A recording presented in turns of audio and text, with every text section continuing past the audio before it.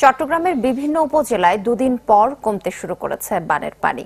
এতে ভেসে উঠছে ক্ষতচিহ্ন, বাড়ছে ক্ষতিগ্রস্ত মানুষের কষ্ট। ফটিকছড়িতে পানিতে ভেসে গিয়ে মারা গেছে এক শিশুসহ দুজন।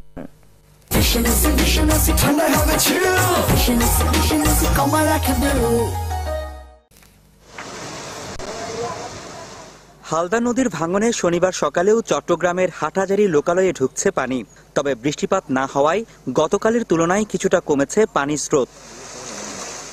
বাসাবাড়ি থেকেও কমতে শুরু করেছে পানি। এতেই ধীরে ধীরে স্পষ্ট হচ্ছে বন্যার ক্ষতচিহ্ন। পানি কমায় বাড়িতে ফিরতে শুরু করেছে স্থানীয়রা। তবে পানিতে ভেসে গেছে বিভিন্ন সামগ্রী, নষ্ট হয়ে গেছে বেশিরভাগ আসবাবপত্র, ইলেকট্রনিক্স জিনিসপত্র। আমাদের এখানে বাড়ি বিড়ি কিছু না, সবগুলো নষ্ট করে ফেলছে।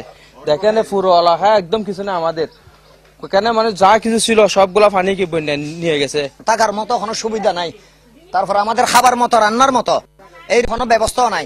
আমরা ঘরে ফ্যাঁক পানি নষ্ট হয়ে গেছে, এটা আমরা এখন এই দোয়ার খাস টাস করতে আছি।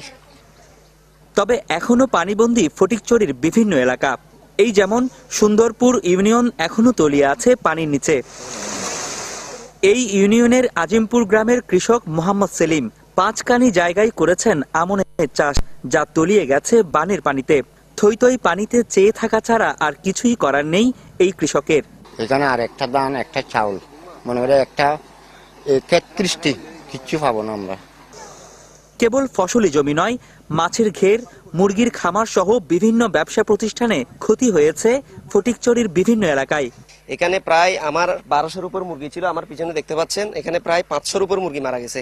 এখনের মধ্যে আমাদের সুন্দরপুরের মধ্যে 500 পরিবার পানির ভিতরে আছে। কিছু পানি শুকাইছে, কিছু পানি বাসা থেকে কিছু পানি নামছে। এখন এসব এলাকায় দেখা দিয়েছে বিশুদ্ধ পানি ও শুকনো খাবারের সংকট। ত্রাণ বিতরণ করছে বিভিন্ন সংগঠন। আমরা 300 পরিবারের জন্য ত্রাণ নিয়ে আসছি। আমরা এখানে শুকনো খাবার নিয়ে আসছি, পানি নিয়ে আসছি। খাবার পানিটা খুবই অভাব, আমরা ওইটা নিয়ে আসছি, আর জরুরি ওষুধ আর শিশু খাদ্য। এছাড়া মিরসাই, রাউজান, সানিয়ায় কিছুটা উন্নতি হয়েছে বন্যার পরিস্থিতি। রনি দত্ত, চ্যানেল 24, ফটিকছড়ি, চট্টগ্রাম।